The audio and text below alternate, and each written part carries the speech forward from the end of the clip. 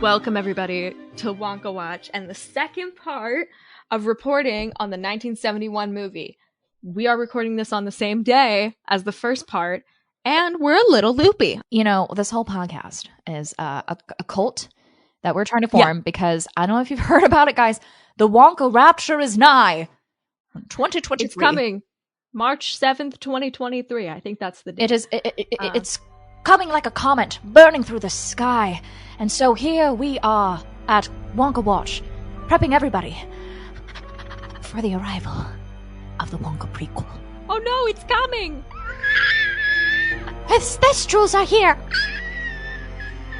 Candy's flying from the sky with fire! Oh no! Charlie, come back! Okay. So I'm really excited.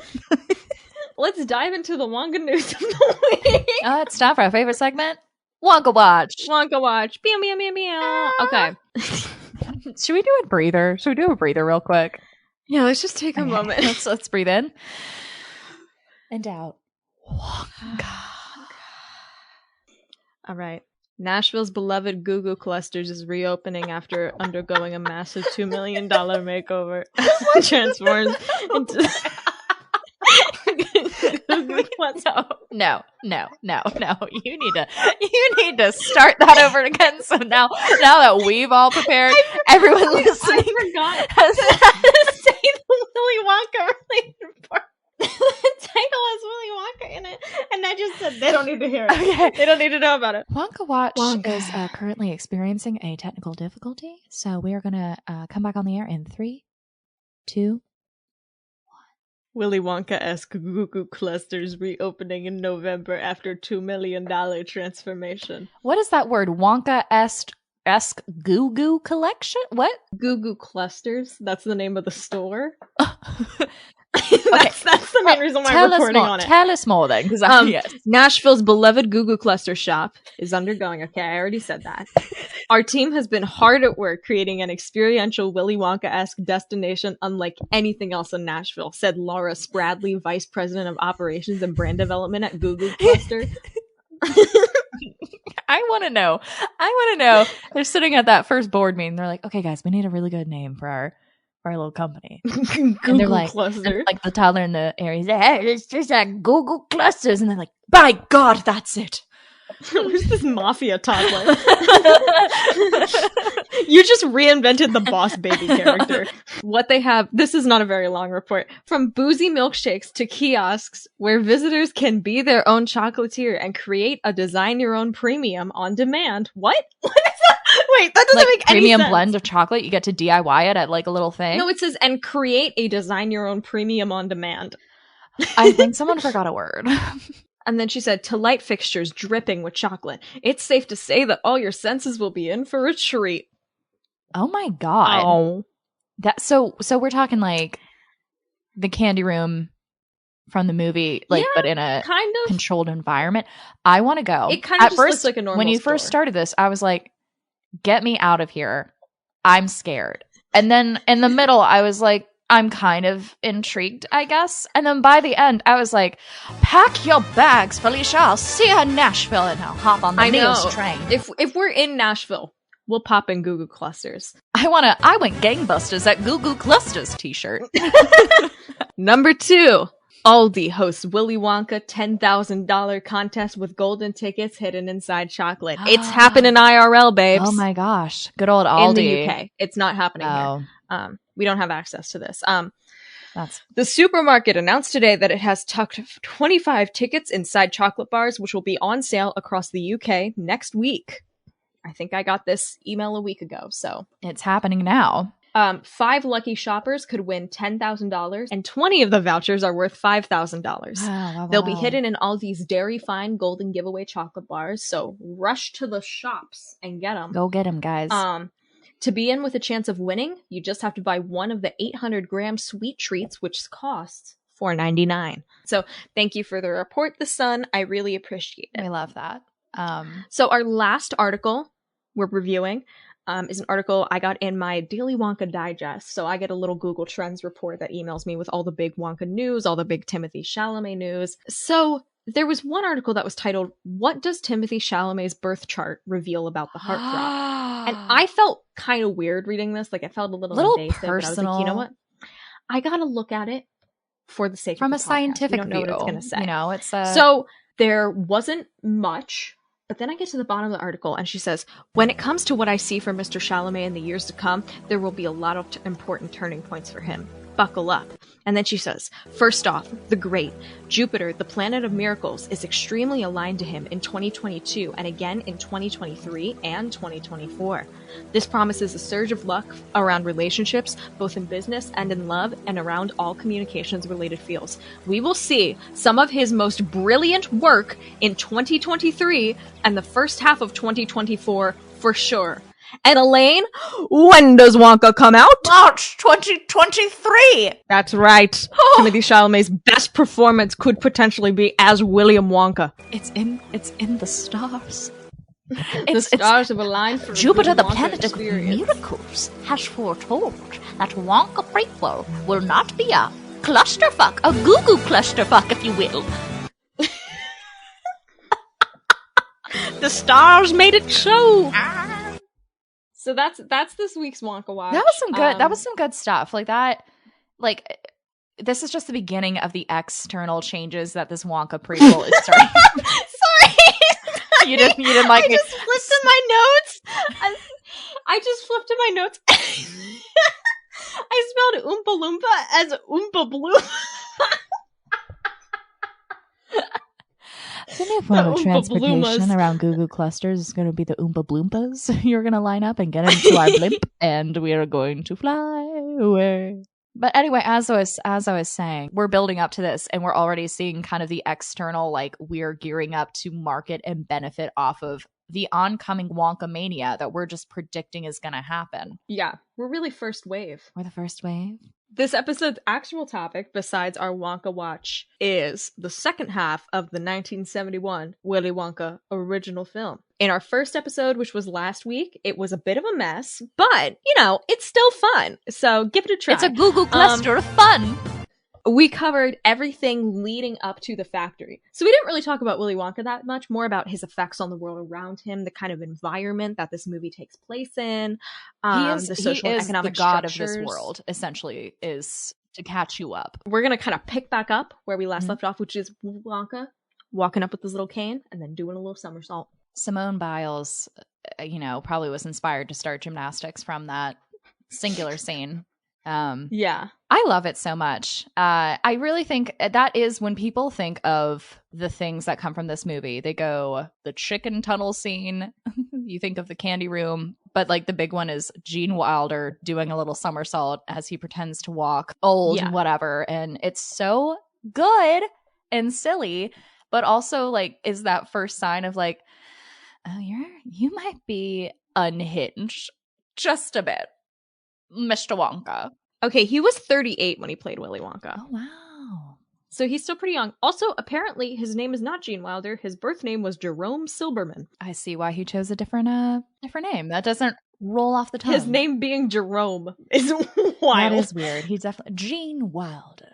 Yeah, feels right. Back to what we were saying. He comes out, does a little dance with the cane. This is my first exposure to Gene Wilder, Willy Wonka, because again, hadn't seen it before. And I did know about the scene because it's kind of written into consciousness. So he rounds up the family and he says, we're going into the factory. And they get into this factory that's like weirdly bureaucratic. It's like very office hell. There's some little gold hands sticking out of the wall that get all grabby with the coats, but otherwise it's pretty grabby with the coats. So then there was a giant contract that all the kids had to sign, basically saying, if I die in the factory, it's not Willy Wonka's fault. And also, I won't eat the chocolate. Wasn't that it? And I won't tell people stuff. Yeah, essentially. And an important factor is the parents didn't have to sign it, just the kids. And they started signing it out of rebellion because Veruca Salt's dad was like, oh, hold on, don't sign it. She's like, I'm going to sign it because I want to go into the chocolate factory. And then Mike Teavee's like, bam, bam, kill everybody. I'm going to sign it too. And then, of course, Grandpa Joe is the only adult being like, fuck it. Go up there, Charlie. Sign it. Who cares? We have nothing to lose. He literally says, what do we have to lose? Which is very depressing. It's like, what, your soul? I don't know, but apparently not. So, yeah, the contract is a scene I had completely forgotten. And I love, there was Gene Wilder's just like muttering the whole time, these little like one-liners. And it's just like, oh my God, like, what is going on? But yeah, you get to kind of see the kids' personalities now together. Veruca and Violet do not get along. I also wrote he is wielding his cane very menacingly. Yes, he's swinging it he to uses and fro. it to hit people a lot. Yeah, or like near hitting. And it's like, oh, what is going on? The most stressful part for me is, they're going down that tiny hall and it's like you walk and it's, like you said, one of those optical illusions where people can like pay now to go do that, by the way, like go get your photos taken on those hallways. And they're really fun. But I got stressed watching that. Like even as a child, I remember, because before they get into the like factory part, there's the world's tiniest door. And he's like, we're all going to fit through there. And I'm like, how? Oh my God. And like my brain Willy breaks. Wonka, you can't. Wonka, how are you ever going to get through there? We're all going to have to crawl on our hands and knees. You know? And then it just turns out like the whole wall is a door. It like opens and it is a giant iron wall on hinges. Yeah. And you're like, it's wild. So it's kind of this, is this technology? Is this like trickery? Or is this Wonka is a magical being? And yeah, because the dimensions of the door and stuff, nothing really lined up there. No. Something seemed off. But yeah, so then we enter the mythical chocolate room. We get Jim Wilder going, ladies and gentlemen, the chocolate room. God, it's so good. And then we get the come with me and you'll be those in a like world of pure imagination. From a musical standpoint, those three little like do do do, it's so good. It's like happy and then like that edge of creepy. And it definitely makes you want to like leave your body in a way. Like it is, this is like so not real. And I love, kind of like we said, he's whipping his cane around. Like he's going up and down the stairs and he's like, no one gets past me. Right. And just right before he really gets into the song, he's like touching Mike Teavee's hair and then he lifts up and he plucks a hair out of Mike Teavee's head and he's like, what? And then Gene Wilder just casually drops it to the side. And I'm like, what was the point of that? I think Willy Wonka is bringing them for pure entertainment. Like, and then there were none. I loved the chocolate room scene. I love campy production design, and this movie is really great for that. So I really enjoyed, like, aesthetically, this movie was so my shit in every way. I do have some comments about the chocolate room that I wrote down here. Veruca eating out of that pumpkin was one of the grossest things I've seen in years. I agree, and also felt a little out of character for her. I would think she would go for something chocolate dainty. all over her face. I feel like she would have. This pumpkin was like the size of her also, and she's just like sticking her hand. She was Winnie the Poohing honey pot the shit out of that. Yeah, sure. The pumpkin was the size of her torso, and there was a hole in it that perhaps she had cut with her teeth or with a knife. We don't know. We don't know what her resources were. If Veruca Salt had a knife, oh boy. Yeah. On the inside was just melted chocolate, and I didn't like it. I thought it was like a strawberry jam. It might be chocolate, but like to me, the chocolate would be better than just shoveling strawberry jam into your frickin' goozle. You know, like that just doesn't sound pleasant. But Felicia, I wanted to ask you something. Yes. What would you go for in the candy room? I'd like to think I would go for the teacup flowers. They were so cute. Same. I aesthetically said that, but really I knew that I would go for the mushroom. I'd go for that mushroom and like get the cream out of it and I'd be like, you'd do what? Good. I would eat it. That's all I said. No, you just made a noise there. No, no, I did. I think the audio must have glitched or something. I didn't do anything weird at all about that. This was kind of a weird moment too, where I was like, I think Wonka does like children. I think he's nice. He like kind of has his heart because he's like helping, like the kids are trying to reach for candy and he just like whacks his cane so like the candy will fall down like a pinata. And I was like, really this is kind of like a paternal vibe throughout this movie. Yeah. And I was like, this is weird because, you know, usually I'm like, oh, you're this evil, chaotic serial killer. But that was a moment where he's like, I really do love that kids love my candy. And he's really proud of this candy room. Also to note, so he's singing, you know, Gene Wilder's walking around slowly as he's singing. And we had to pause the movie to let the dogs out. We came back and Gene Wilder's just like leaning against a tree. And I looked at him and I was like, I think I'm attracted to Willy Wonka. Oh, no. I don't know what to do about that information. I think it's something about top hat, whole getup. Like not just a top hat. Like, No. men of the world, please don't just wear top hats with your UCLA sweatshirt. Like, I don't care. But it's like the whole aesthetic and the It's way commitment to the bit. it. And he just so strong and understanding of what he wants in the world. Mr. Wonka. Oh my. Oh my. Anyway, so that was a weird realization I had. Okay, so then we have the line, the Oompa-Loompas come in, and this is where I wrote down the Oompa-Bloomoa makeup is kind of terrifying. It is. The eyebrows are... I hate the eyebrows. It looks like mayonnaise. It's just like they have orange faces and then white eyebrows. And it's not like, I guess like makeup in the 70s isn't like what we had now, where like if they did this on someone, they'd actually give like, you know, variation in the skin tones. They'd have a little bit of blush on the cheeks and like some contour and things like that. It is just pancake orange, and it's minorly horrifying. It's Blue Man like, Group, but orange. And they're wet. It's and weird. They're wet? I don't know. They're just like kind of sweaty. Yeah, it's like that know? glisten. It's not matte. It's gloss. Yeah. Wonka really has a white savior moment where he's like, and I saved them by putting them to work in my factory as they were nearly died every day. It just really had that kind of vibe. Like, Daddy, I want an Oompa-Loompa. And then like we get like a weird like slave war thing going on. It's like, how much is an Oompa-Loompa? And it's like, the fuck? What the fuck? Willy Wonka really like, in that one scene, he's giving the vibe of someone who went on a mission trip to the church and will not shut up about it. You know? For sure. I want to talk about this chocolate river because that shit is watery as hell. Yeah. It looks bad. Like, what is his chocolate? Like, this is how he turns the chocolate. Some of the wateriest chocolate I've ever seen in my life. And yet it looks like the hot chocolate I make with water that people ridicule me for. It's got that it's so liquidy and so wet. Like, it is transparent. It is like rushing like a full waterfall. It's literally just brown food dye water, basically. You know, as a kid, you're like, damn, that's some luscious chocolate in a river. As an adult, I'm like, what is this nasty ass chocolate offshoot water? It has an almost meaty quality to it. I was like really like coming into this episode, Felicia. Like I was going to tell you, I love the chocolate waterfall. I love the river. It looks so cute. It looks fun. It looks delicious. But you just like openly shat on that plan. Like you crouched down, coughed, and went on that hey, fantasy. My shit would look better as chocolate in the chocolate river than the chocolate in the chocolate river in the movie does. Did you just glitch? Are we okay? We're not gonna end this chocolate. Anyway, no, I can agree. I definitely see that it was not.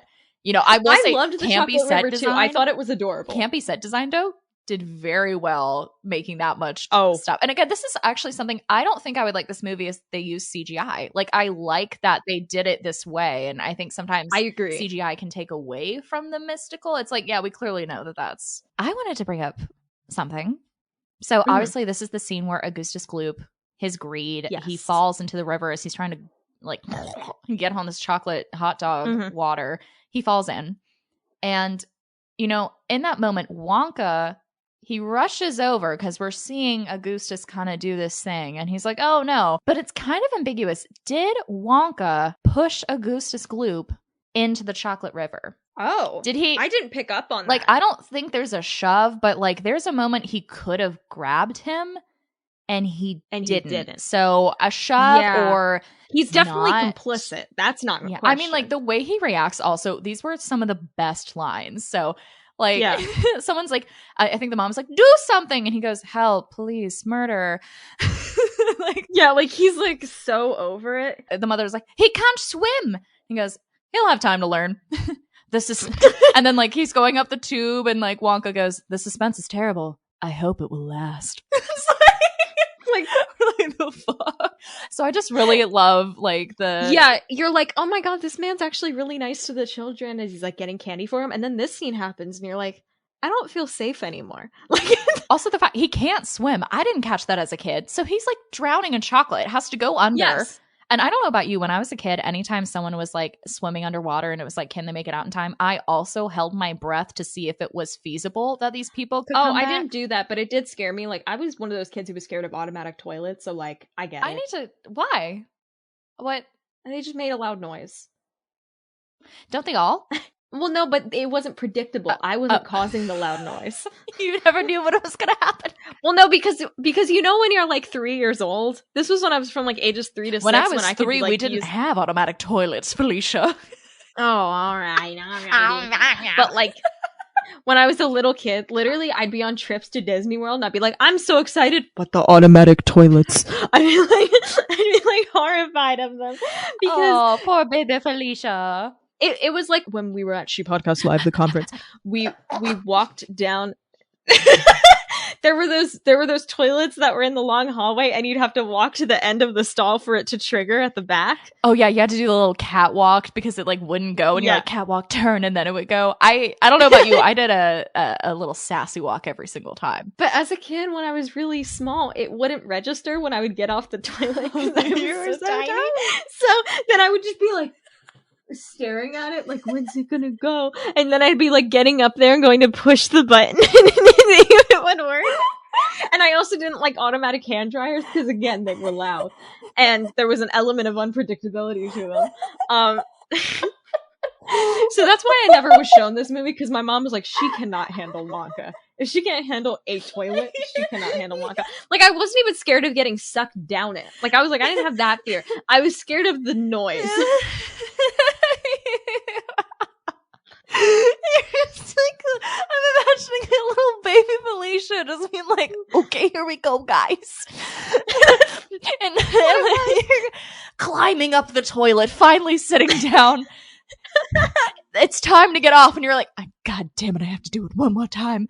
Slinking down and then staring the beast in the eye, the censors, the eye of Sauron, as you try to. You're like, is the little black button gonna work? No! And then you just have to leave your shame in the toilet.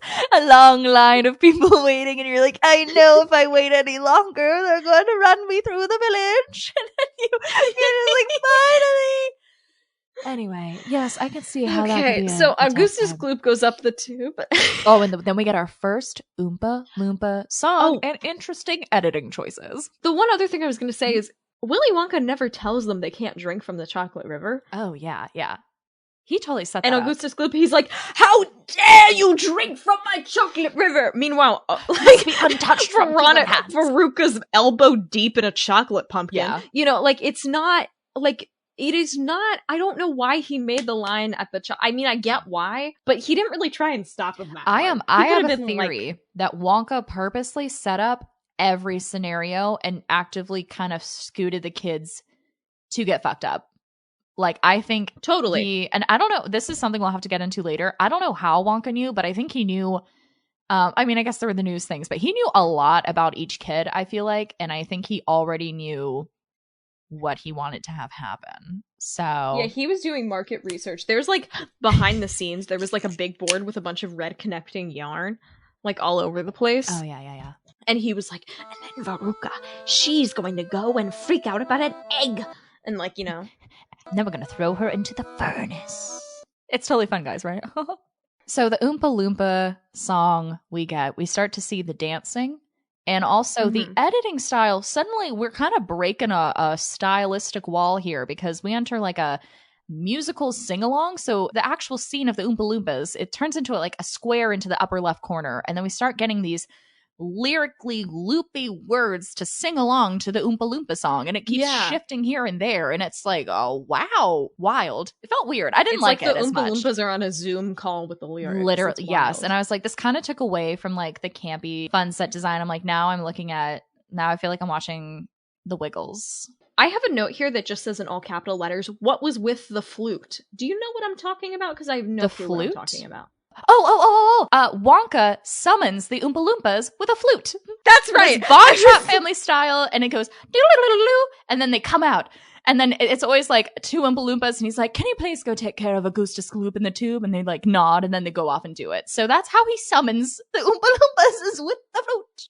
So after this, we get the boat ride scene, which I thought this boat was so cute. It was so cute. With the boat, what I really like is that it's named Wonkatania. I'm assuming after the Lusitania, and that did not end well. Yeah. I'm like, ooh, okay, choices were made. This scene reminded me, do you know the Great Movie Ride from Disney World? No, I don't. Okay, so this ride is fucking insane. It's closed now. It was at Hollywood Studios, and you would get on the boat, and there was a lady or guy who stands at the front of it, and they are guiding you through these scenes of movie history and kind of narrating over top of it. And then about halfway through, they get captured by a gang of Western bandits. And then that character gets replaced with a mob boss. And then they're the one guiding you through the rest of the thing. And then they go through like the scene from Alien, and they're like, look, the alien's on the ceiling. And they're like, there's Mary Poppins. It's wild. That is bonkers. And then at the end of the ride, they uncover, I think, the mummy from The Mummy. And there's like a big gem in there. And they're like, I want the gem for the money. And then they open it and they immediately wither and die. And then your original host comes back and they're like, I made it out, guys. What? And this boat ride just really had similar vibes to that for me. All right, so it reminded me of the Great Movie Ride. That was kind of my reference for it. And I really was watching this. I was like, this isn't as bad as people said it was. And then Gene Wilder just starts fucking screaming at the top of his lungs. Knowing where we're going. That is the peak insanity Willy Wonka. Not to mention, like, this is what people do for cults. They desensitize you. They show you horrible things to desensitize you and make you feel like you've gone through something with other people, thus bonding you. And now you feel like, oh, I don't have control. You have control. And so Willy Wonka has gotten into their heads. My favorite part is that Veruca Salt's dad, at some point, like Willy Wonka's, like while we're singing all the creepy stuff, he says something and then the dad tries to sing it back. He's like, yeah. And no one else sings. And he's just like, yeah, this is totally fine. I'm with her. I'm going to sing with you too, Wonka. And he's like, yeah. I did love that all of the parents didn't start freaking out when Wonka started singing the creepy song or yelling. They just started freaking out when they went into a slightly dark tunnel. I think we learned that anytime humans go in a tunnel on a ride, you have to scream. It's impossible to not scream. You must. I've never been on any sort of ride, give it a roller coaster, or I don't know, a train that's usually meant for children to ride at a certain park, but all the adults bought tickets. Everybody screams in the tunnel because it's something fun about the echoing. It's dark and we're like, oh, it's dark and spooky. Ah! It's just like hard to ignore it. Like, I bet the solar eclipse, like more people did giggly screams than like we probably know about. Not the same as a tunnel, but like if the earth was, who fucking cares? So, moving on from that thought, the videos, dude, the videos. Yeah, man. what was with the gecko? Okay, hold on. I wrote down every single thing. So there's a bug across the mouth. Ew. And it's like a night crawler, I'm pretty sure. Disgusting little bastards. There's just a picture of an eyeball. I fucking hate anything to do with eyes. I don't do eyeballs. I don't do like Then we have the epitome. When people think of this tunnel, they think of the chicken scene, and there's a footage of a chicken having its head chopped off, most likely by the Tinkerman.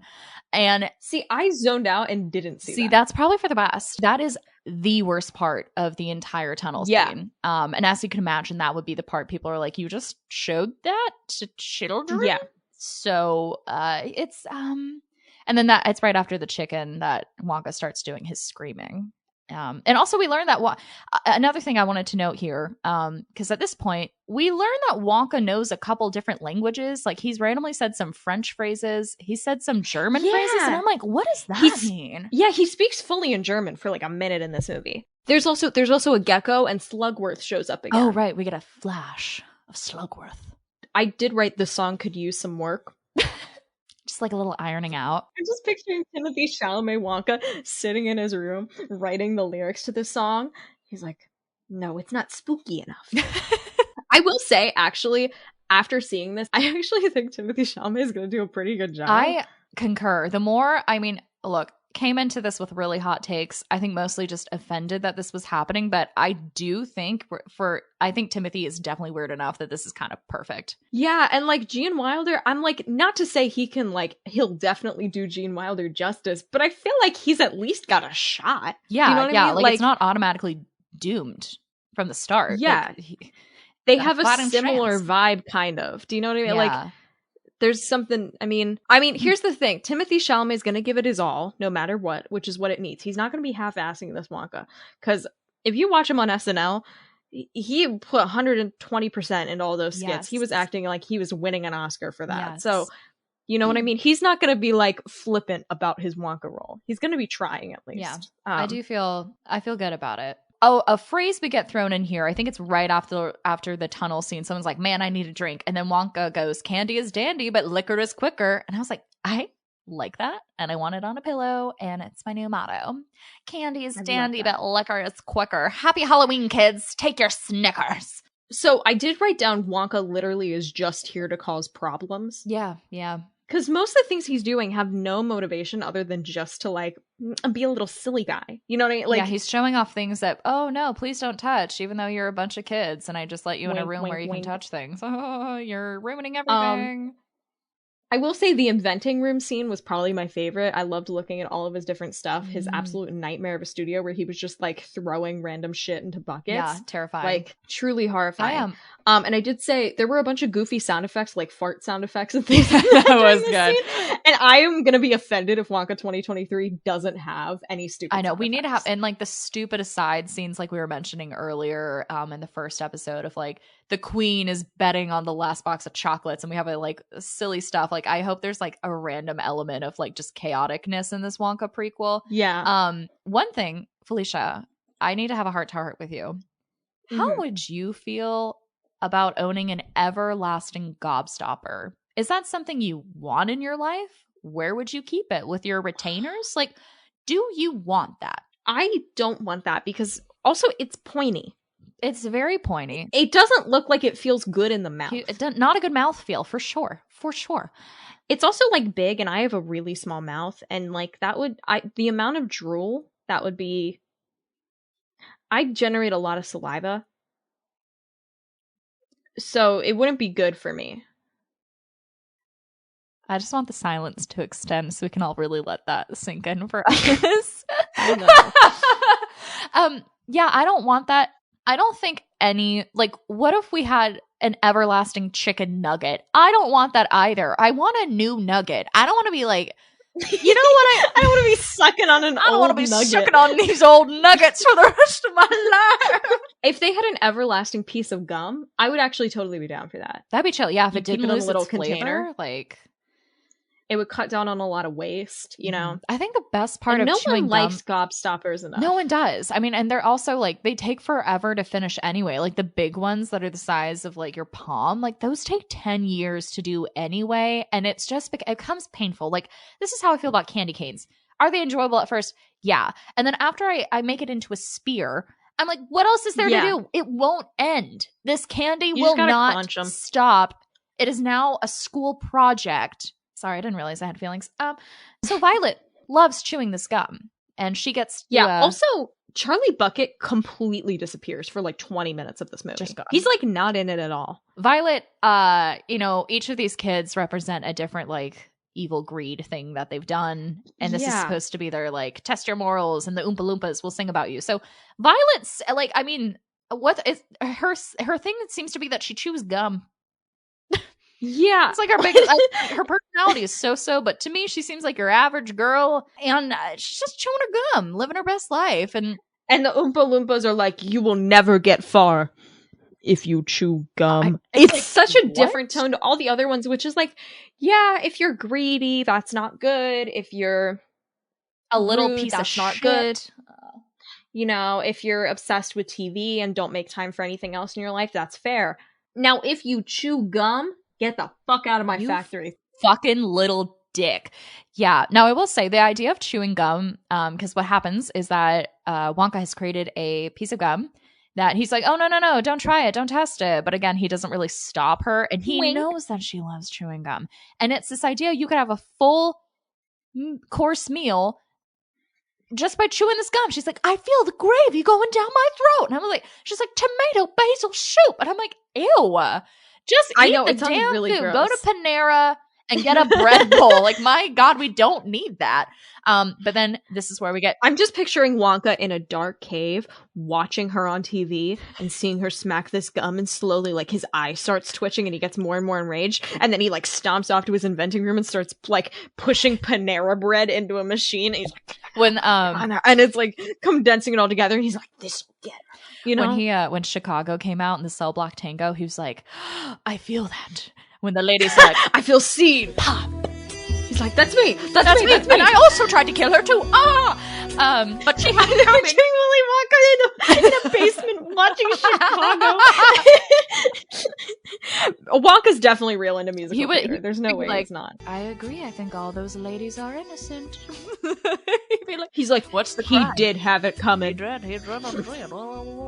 But then this is where Violet, turning into a giant blueberry. The Oompa-Loompas come out to sing their song, and they just circle around her while she's assumedly in massive pain because she's bloated up, and they're just circling her and then like pushing her around like a beach ball.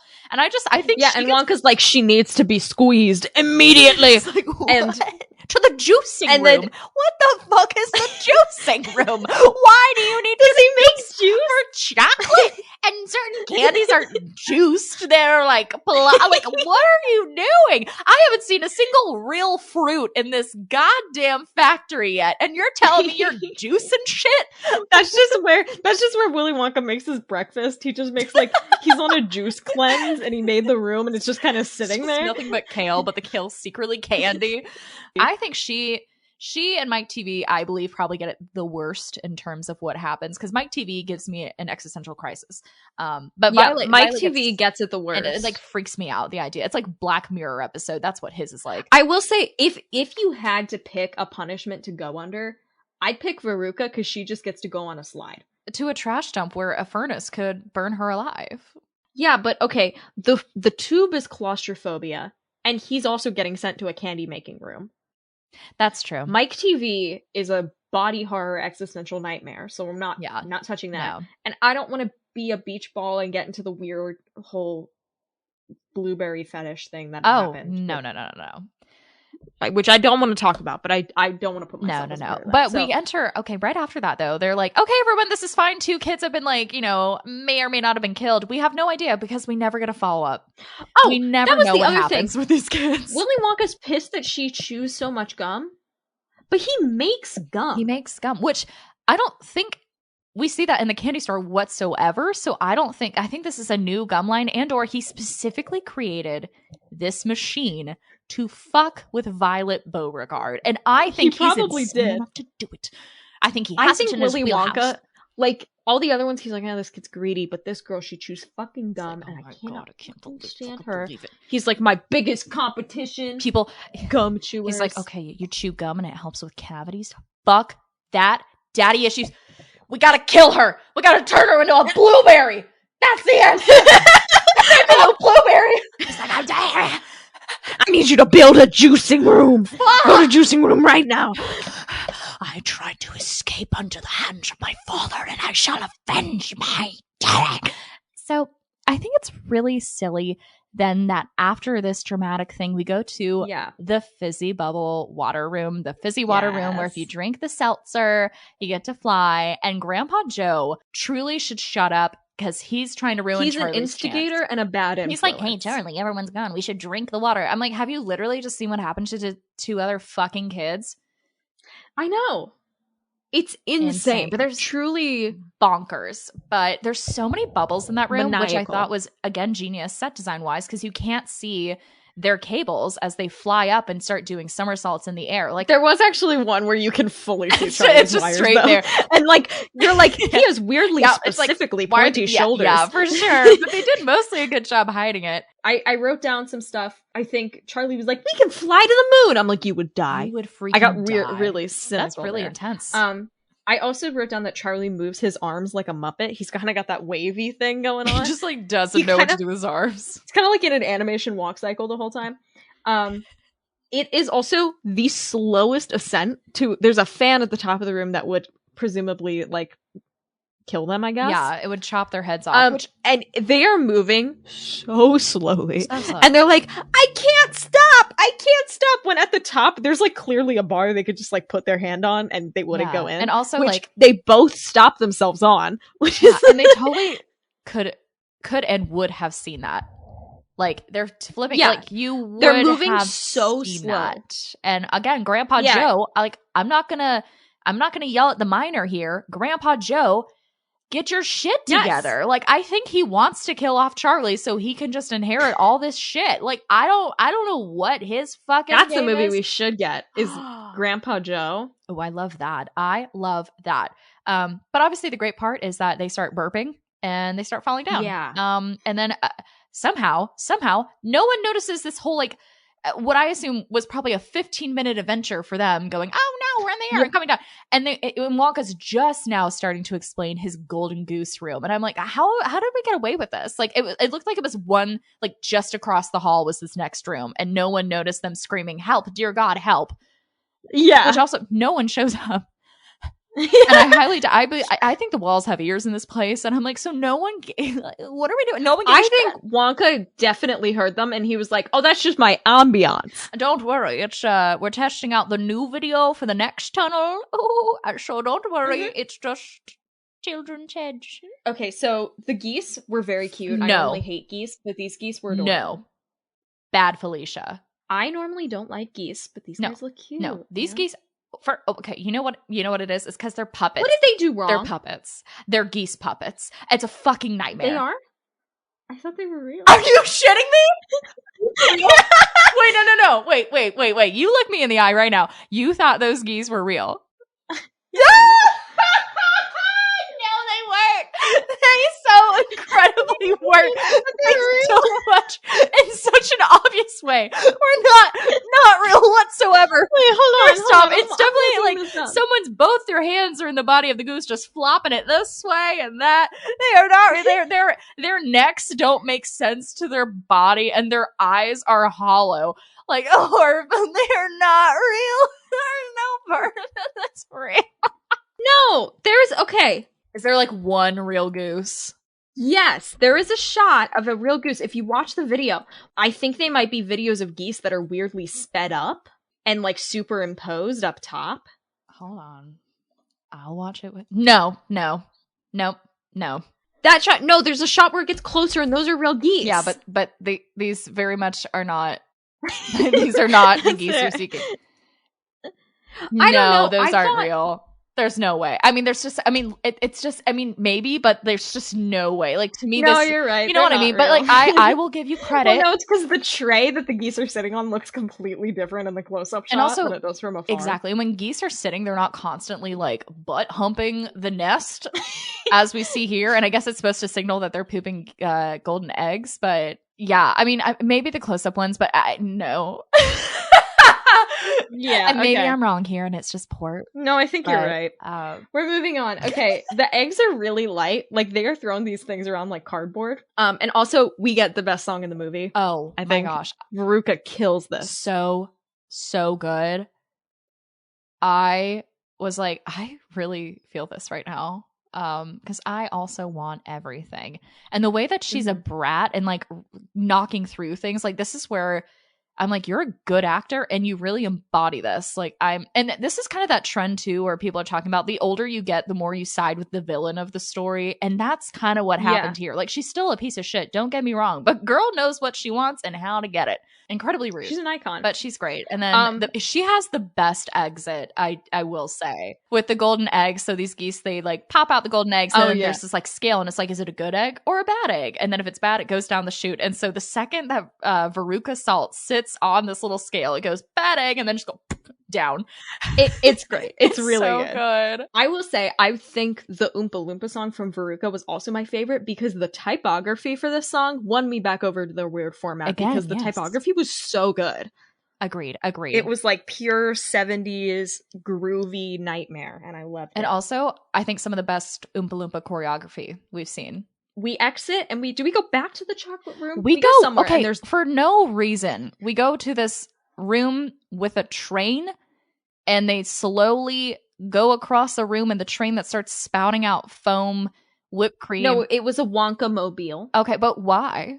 Why were they? And they were moving like slower than I don't a golf know. cart. I did say Timmy Wonka better make a Wonka Mobile and sing little silly songs. Wait. Yeah, because then they go through a Wonka Wash, and the name of it is Wonka Wash spelled backwards. I was writing on my phone and I heard him say Wonka Wash, and like I was like, me? What? It sounded a lot like Wonka Watch if you're not looking. Oh my gosh, like something set through time, and we've been waiting for this moment to hit us, but really, like, time isn't real and it's all connected on the same parallel.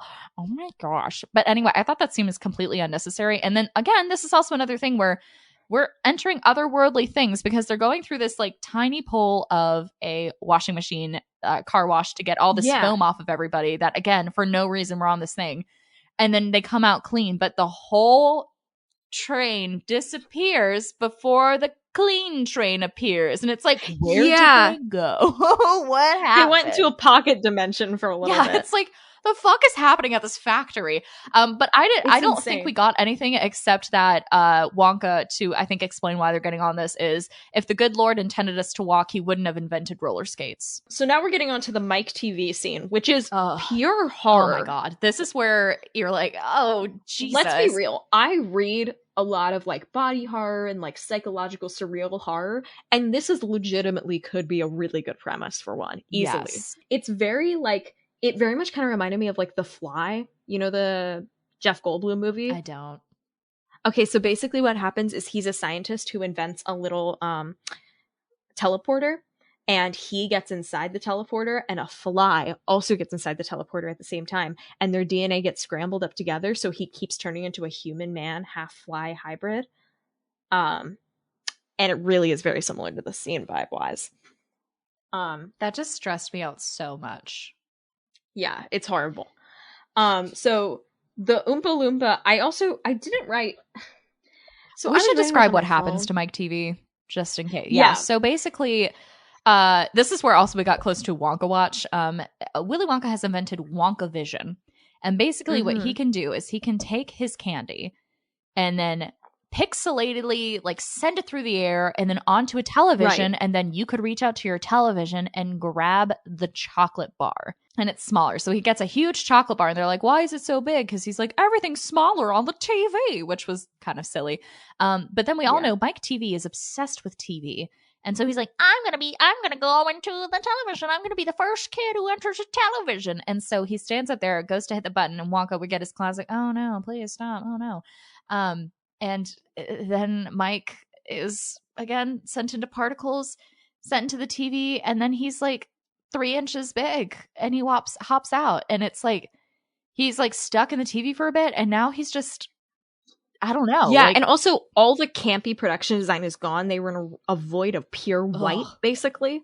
It is like sterile and horrifying. So the choreography in this Oompa-Loompa song about Mike Teavee is the best, but also most interpretive, I think is what you were kind of saying. It's very modern dance. Very modern. I don't remember what it was, but I remember it was insane. I mean, this is where we have Oompa-Loompas standing on their hands and other people are grabbing their legs, and we're getting into different, like, they're not uniformed dancing anymore. Everyone's doing their own thing, so it's still to the beat, but they're not like all doing the same moves. It's the freestyle. It's the freestyle. They didn't have time to prep the choreography. They're like, guys, just do whatever you want. And they're like, okay, here we go, guys. And that's so Wonka's like, we're gonna take him to the taffy room and get him stretched out. The worst. I remember when I read the book for this for my college class on children's literature, there is an illustration and his limbs are so long and stretched, like they stretched him too far, and he's like 10 feet tall in the book. It is genuinely horrifying if you think about it. Like, how do you live the rest of your life? I guess you become BFFs with Flat Stanley, but aside from that, what are you gonna do? It's not good. Yeah. So we now go. Charlie and Grandpa Joe are the only people left. And Willy Wonka's like, all right, fucking tour's ruined. Everybody get the fuck out. And then he goes to his office. Because I haven't remembered how it really ends in a while. And I haven't seen this version, which kind of messes around with the ending a little bit. Because normally in the book, Charlie doesn't do the fizzy room thing. And he wins it because he's the only kid who didn't do that. And because they wanted the fizzy lifting room, they had to add an element that allows Charlie to still redeem himself, basically, in the eyes of Wonka. So Willy Wonka's like, thanks for coming, goodbye. And Grandpa Joe's like, what about the candy? You know, making it all about himself again. Yes. And he's like, you were all terrible. I saw you in the fizzy lifting room. And he like closes the door to his office. And Charlie goes in and is like, but Mr. Wonka, is that all? And Mr. Wonka, his office, everything is cut in half. Mm-hmm. Which, what does that mean? I think I remember. It's like a halftime. Is he missing a halftime or is he half missing past. a parental figure? Yeah. But like every other strip of wallpaper is gone. His statues are cut in half. Like he has half. It's sick. It makes really no well. sense. Yeah. It looks lovely, but it makes no sense. So yeah, basically Grandpa Joe's really pushing it, and he's like, "But you mean we need candy. We need to feed our family." Which is valid. We need candy, and he really exactly. needs this. Like, and then Wonka has this meltdown where he's like, "You get nothing. Good day, sir." You know, I said good day. Iconic lines. That scene was iconic. I loved it. Angry Wonka is scary because before it was like, haha, I'm in control. And then you're like, this Wonka is not in control right now. This Wonka's going to kill me. This Wonka will damage your... And then Charlie's, after he gets screamed at by Willy Wonka, Charlie's like, well, all right, mister. It looks like we have to go, Grandpa Joe. And then he pulls out the Ever-Lasting Gobstopper from his pocket that he was potentially going to give to Slugworth and puts it on the desk of Willy Wonka. And then Willy Wonka turns around and goes, "Oh, Charlie, my boy, you've won," and gives him a hug. And I want to establish the golden ticket says that you automatically get the lifetime of chocolate, right? Like it's not my whole thing is he won. I was like, this wasn't supposed to be a competition. It was just like you get to tour the factory and you got the lifetime supply of chocolate. So does this mean that, assuming all of these children survived, they don't get the lifetime supply of chocolate and this was all just a horrible curse? Like, I want to read that book, the after effects for those children and how the factory ruined them. That's an episode. Yeah, Charlie wins and we're like, yay. And then so he reveals, he's like, "I'm so sorry I had to do this to you, Charlie, my boy." Who am I? What accent am I doing? Charlie, my boy. Tell me more. He's like, "Charlie, my boy, I'm so sorry I had to do this. Look at this guy. It's Mr. Wilkins." And it's just the guy that we thought was Slugworth. And he's like, "I paid him. He works for me," which means he's the only non-Oompa-Loompa employee of Willy Wonka. Yeah. Which implies, does he live in the factory? Yeah. I would love... Are he and Willy Wonka a couple? You know? And I was thinking about this too. It's like, what is Wonka's room like? Like, I would die to see that interior design. I'm sure it's chaotic. He probably has a waterbed. Totally.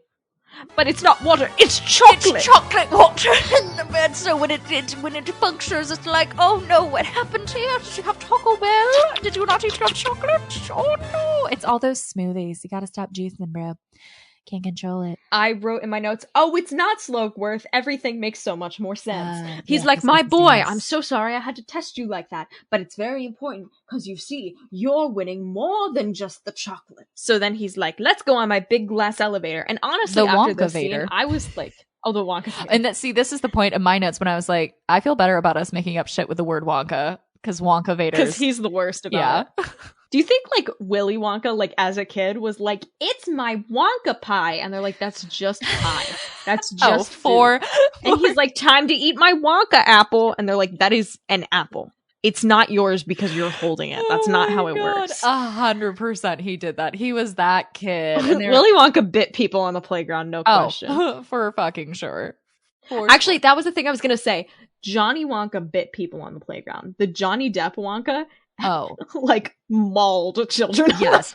Yes. He did not have friends for very good reason. The next thing I want to say, but that scene actually, honestly, with his whole breakdown and meltdown, honestly, I think Timothee Chalamet would kill that. I think he could totally do like we feel this to the way he acts angry is very similar to the Gene Wilder Willy Wonka, unironically in other movies, if you remove the context. I keep thinking about the silly dancing scene in Little Women that he does with Joe and like the chaotic dancing there, and I'm like, that is the essence of Willy Wonka. Yeah. He's actually a really good casting, and it's like annoying. I'm like, damn. The Wonka Vader is kind of this weird moment though, because it's like, oh, we're done, but then it's like you get up there and that's when he's like, hey, I want to give you my chocolate factory, and Charlie's like, what? They did break the glass ceiling, so hell yes, Willy Wonka for feminism. Hell yeah. And also they think, yet again, they think they're gonna die though as they're heading up. He's like, oh well, we'll either shatter the glass ceiling or we're all gonna die. And they're like, what? No, we don't want to die. It's like he can't even let a good moment pass without making it horrifying. I think Wonka needs to go to therapy. He basically says, Charlie, I'm giving you my factory because I have to retire one day. Again, 38 years old. Yeah. I have to retire one day, and I want a child who I can train in my image. Uh-huh. It was weird, it was right? Really, no, I wrote down like grooming. And also the way that the other weird reasoning behind this for Wonka is he like children, they love candy? No. It's because he can groom him to like do the way he wants because adults would do it their way and not Wonka's way. He doesn't want an adult running it because they wouldn't do what he said, but children would listen to Willy Wonka, and it's really weird. It's real. Like you have this happy moment. And you're like, yay, this is great, he won. And then we almost kill Charlie and Grandpa Joe again. And now it's like, you're getting the chocolate factory, but because you're a child, you shall learn from me. But you will become Wonka. It's like he's trying to like possess this boy with his own spirit, is what it feels like. Wait. Is Willy Wonka the Dread Pirate Roberts? Like, is there a Wonka train that's going to happen now? Like, there is always a Willy Wonka. And they're always shabby. There's always a Willy Wonka. And they're always shabby. He's like a Santa Claus. And then my next note is just, it's over, because the movie just ends. It's just done. It ends as you're flying over again, America/England/Slovakia. And you think like, oh, maybe he's going to go get to see his other grandparents. Nope, it just flies off up the top right corner and you get credits, and that's the whole movie. It's really weird. It's like, I don't know if they ever leave that factory. Do you think they just keep floating up forever? Like they never come back down? I guess. I mean, I think they do come back, but I don't think Grandpa Joe and Charlie ever get to leave the factory ever again. They're part of it No, I now, don't think so. And that's just what... And the mom just assumes they died, and there's a very tragic... Yes. There's this element of Willy Wonka not having a family and thereby forcing a family in poverty to become his own family. It's kind of fucked. Yeah. Whoa. Yeah. What are your final thoughts on this? The whole movie in its whole. How do you feel? What are the things that stand out to you? I love the production design. I was kind of thinking I was gonna watch this movie and go, oh yeah, there's no way Timothée Chalamet could pull this off. But I don't feel that way. Yeah. I actually really think he could, which may be an unpopular opinion, because people seem to be like, oh, he won't be able to do it. I think he might. He's at least got a shot. Yeah. I'm not saying he definitely will, but I was expecting to be like... could, and it's going to depend on the script he's given as well. Yes. I think that'll be part of it. But yeah. Exactly. Yeah, I really enjoyed it. I think I had it very built up for myself, considering I have a Willy Wonka based podcast. But it was fine. It's a film. Yeah. It is the Willy Wonka plotline, which is very simple and not very complicated. But I really like Gene Wilder's take on Wonka. Yeah. I definitely prefer it by far to Johnny Depp's Insanity. God. Which I do remember reading a trivia where he said he based it off a stoned George Bush. So yeah, I enjoyed it. I loved the production design, though. That was definitely the best part for me. I loved that. You know what? And that's part of my final thoughts too. I think that the set design really added that like magic for kids watching it, because it really does. It's like, how did they do that? That really is like an edible room. And even as an adult watching it, I was like, that's still really cool the way they did that. And that must have taken forever to do. My God, I can only imagine. I really hope we get some elements of that in the new Wonka. Yes. And because it would be so nice. It'd make me so happy. This movie also, it made me fall back in love with Gene Wilder, and I've kind of been on a Gene Wilder kick. Like my roommate and I have been like watching all the movies.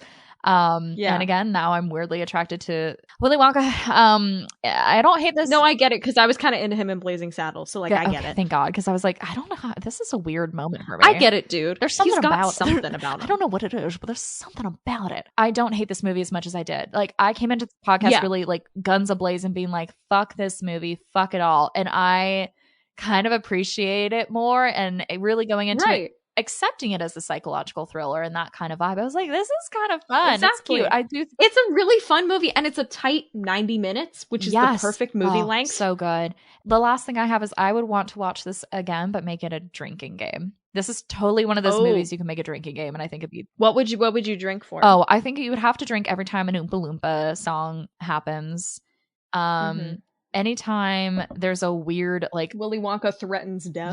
Yes. Actually, you'd die if you did that. So. Anytime the word chocolate is said, I think gets to be a sip. And then anytime Grandpa Joe is a little piece of shit actively, like there's a moment where you're like, oh, he's dancing, take a drink.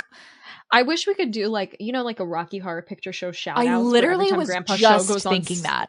It would be incredible. That would be every time perfect. Grandpa Joe is on screen, you just go, oh, what would you scream? Asshole.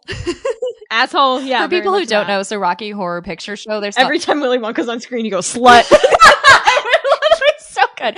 So for people who don't know, there's like when you watch Rocky Horror Picture Show, there's actually like people, you can buy tickets to go to I mean, you don't have to, but there are groups of people, and there's like this whole culture where there's all these different things that you can say, and like at one point you throw toast at the screen, you throw rice, and there's these two main characters, Brad and Janet, and every time Brad shows up and someone says Brad's name, you go asshole, and anytime you hear Janet, you go slut. Like there's a lot of weird things that happen, and it's become like this cult fun thing. Yes, I agree. I would love Willy Wonka to have that kind of callback feature. Yes. And maybe we can make it happen. So maybe. I love it. Wonka Watch live shows one day. And now for our final segment. Our predictions for the Wonka prequel. My prediction, based on, we've watched this movie and there's a lot of like tricks, I would say, cool things with the set that like work, like I don't know what you call it, but like when you like roll a marble down a like, thing and then it hits the dominoes and does all the cool stuff. Oh, Rube Goldberg machine. Yeah, that kind of stuff. So I predict that Willy Wonka will constantly be doing small magic tricks throughout this movie. I would love just like that. little things, and it starts to build up, and he just like somehow always like has some kind of weird thing that's like that doesn't make sense, but you pulled a lollipop out of my ear, sure. I'm going to make a prediction that he makes a gadget to help his parental figure cook breakfast. Like there's a little machine that like flips the toast or something. You think he's gonna like he's gonna be that kind of inventor at first, like a little tinker, and he's like, let me how to do this. I think that's cute. I like that. So thank you for listening to this episode of Wonka Watch. If you have any thoughts about the 1971 movie, or if you think we were really wrong on our takes, give us an email at wonkarapture@gmail.com. We are here for your questions and concerns. Be sure to also follow us on Instagram at Wonka Watch. Our DMs are open as well.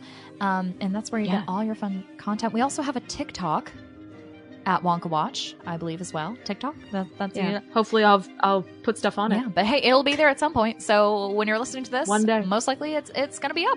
And there'll be some stuff there. With that, remember everybody, it's really not that important. It's not that important at all. What a waste of time. Goodbye. Bye.